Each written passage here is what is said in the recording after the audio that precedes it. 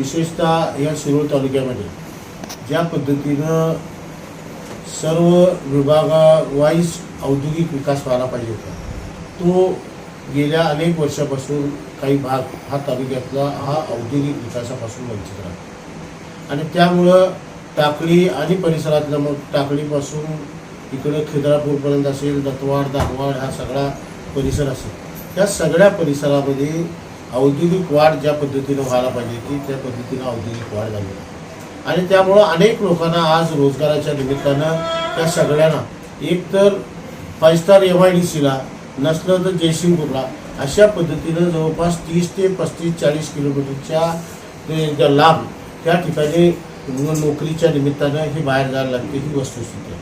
आणि म्हणून ह्या सगळी परिस्थिती जर बदलायची असेल तर ज्यावेळा 2014ला मी पहिल्यांदा ही निवडणूक लढवली त्यावेळा सुद्धा मी माझ्या घोषणापत्रामध्ये सांगितलेलं होतं की टाकळी परिसरामध्ये शासकीय MIDC त्या ठिकाणी उभारून त्या लोकांना रोजगार उपलब्ध करून द्यायचं आश्वासन मी त्या काळातही दिलेलं होतं. तेव्हा दुर्दैवानं त्या काळामध्ये मी 2014च्या निवडणुकीमध्ये पराभव झालो. त्यानंतर 2019च्या निवडणुका लागल्या. त्याही निवडणुकीमध्ये मी माझ्या जाहीरनाम्यामध्ये दिलेलं होतं की त्या परिसरामध्ये MIDC उभा करून प्रत्येक 10 किलोमीटरच्या परिघामध्येच प्रत्येकाला नोकरी आणि रिकाम्या हाताला काम मिळायला पाहिजे ही भूमिका आपण ठेवण्याचा प्रयत्न त्याही काळामध्ये केला. 2014 आणि 2019ला लोकांनी प्रचंड प्रमाणामध्ये आपल्याला यश दिलं.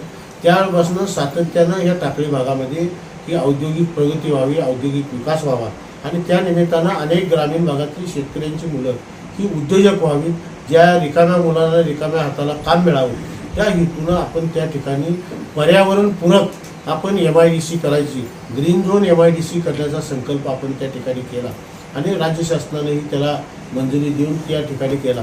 आज तर आपण जर कोरोनाचा काळ आपण जर बघितला तर त्या कोरोनाच्या काळामध्ये तालुक्यामध्ये कोरोनाच्या पूर्वीच्या काळामध्ये जवळपास 200 एकर ग्रीन हाऊस हे 2 लोकांच्या मध्ये ही विभागून होतं आणि जवळपास 4 ते 5 हजार महिला त्या ठिकाणी या ग्रीन हाऊसमध्ये ह्या काम करत होत्या.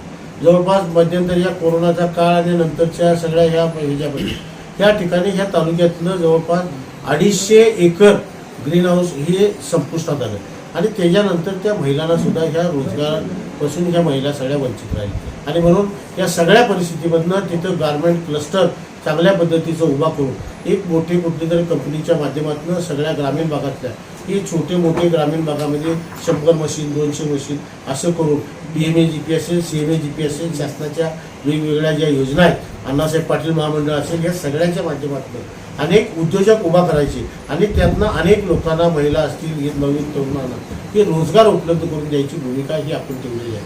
त्या काळामध्ये काही लोकांनी त्या काळामध्ये गायकीचे आत्ता जे विरोधी बाजूला आहेत त्यातले ते सरपंच असताना त्यांनी गावसभेचा ठराव करून 2022 सालीच गावसभेचा ठराव दिलेला आहे.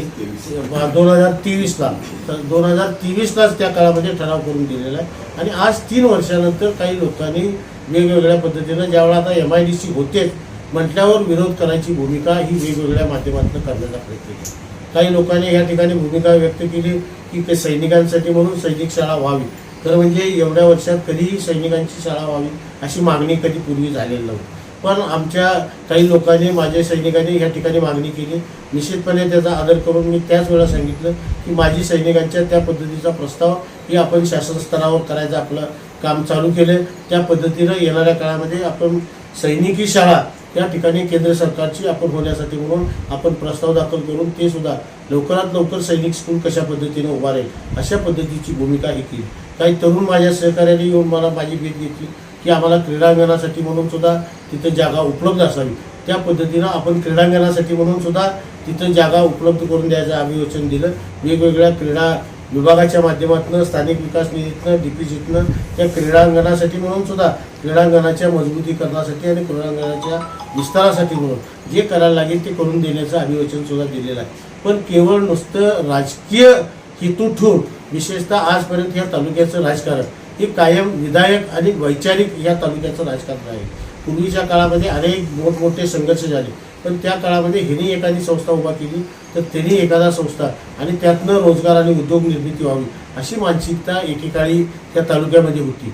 पण अलीकडच्या काळामध्ये फक्त विरोध कशा पद्धतीनं विकास कामाला विरोध करण्याची प्रवृत्ती त्या तालुक्यामध्ये वळवण्याचा प्रयत्न काही लोकांनी जाणीवपूर्वक करतायत हे सुद्धा तालुक्याच्या विकासाच्या दृष्टीनं फारसं चांगलं चित्र आहे अशा पद्धतीचं नाही. आम्ही सांगतो काही लोक माझ्याकडे 4 दिवसापूर्वी हे काही शिष्टमंडळ सुद्धा आलेलं होतं.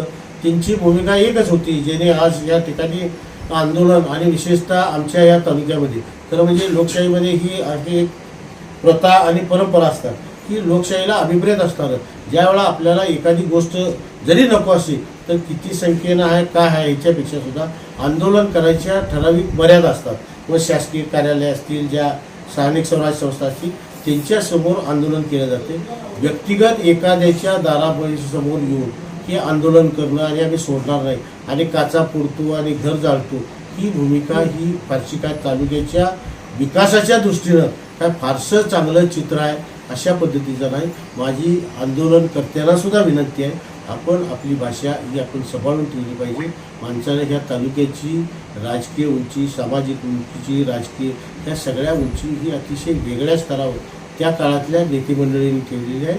ती परंपरा आपल्याला या पुढच्या पिढीसाठी म्हणून एक तालुक्याची उज्ज्वल परंपरा आणि विकासात्मक परंपरा हे जोपासायचं काम आपल्याला कुठल्याही पद्धतीनं आपल्याला करायचं आहे. त्यामुळं ह्या तालुक्याच्या विकासाला किती काही जरी म्हटलं तरी सुद्धा ह्या तालुक्याचा विकास भविष्यामध्ये सुद्धा चालत राहील. परवाच एक शिष्टमंडळ मला आलेलं होतं. काही PSIने सांगितले की काही शिष्टमंडळाला आपल्याला भेटायला ते शिष्टमंडळ आलं त्यांनी मागणी केली त्यावेळेला सुद्धा मी त्याला सांगितलं होतं तुमच्या आणि काय या म्हणजे सैनिकी स्कूल क्रीडांगण ही सोडून आणि काय मागण्या असल्या तर निश्चितपणे आपण त्याच्यावर सन्माननीय मंत्री जिल्हाधिकारी यांच्याकडे बैठक लावू. त्यामध्ये आणि तुम्हाला ज्या काही सुधारणा गावच्या हिताच्या दृष्टीने ज्या करायच्या आहेत ते आपण करून घेऊ. लोकप्रतिनिधी म्हणून ती सुद्धा माझी जबाबदारी राहील. पण त्यातल्याच काही लोकांनी अशा पद्धतीची आडमोठी भूमिका घेतली. तुम्ही 250 एकराचं दुसरं काही करा पण MIDC मात्र तिथं करायचे नाही हे आम्ही सांगतो म्हणून करायचे नाही अशी भूमिका आडमुठेपणाची भूमिका करून आज पुढच्या पिढीला आम्ही काय देणार आहोत हा खऱ्या अर्थानं प्रश्न आहे. आज शेती ही आता विभक्त होऊन वाटण्या होत शेती आता गुंठेवारीवर वाटण्या व्हायची परिस्थिती आल्या. त्या काळामध्ये रोजगार आणि उद्योग हा त्याला शेतीचे पर्याय त्याची जोड असल्याशिवाय भविष्य काळामध्ये आपला तालुका हा सुखी आणि समृद्ध आणि एक संपन्न या तालुक्यातला प्रत्येक कुटुंब हे होणार नाही.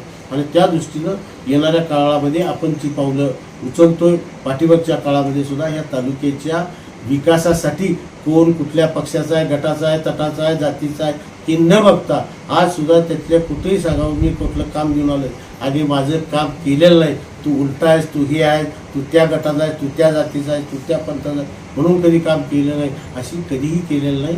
की आपण जे तालुक्याच्या विकासामुळं आपण ज्या लोकांनी विश्वासानं 2-2 वेळा तालुक्याचे लोक ही विश्वासानं निवडून देतात. त्यामुळं लोकप्रतिनिधी म्हणून सुद्धा माझी तेवढीच जबाबदारी आहे की ह्या तालुक्याच्या विकासासाठी तन मन धन मला काहीही झालं तरी सुद्धा ह्या तालुक्याच्या विकासाचा दृष्टिकोन ठेवून काम करणं ही माझी नैतिक जबाबदारी आहे आणि ती करण्याचं काम मी भविष्यकाळामध्ये सुद्धा करत नाही.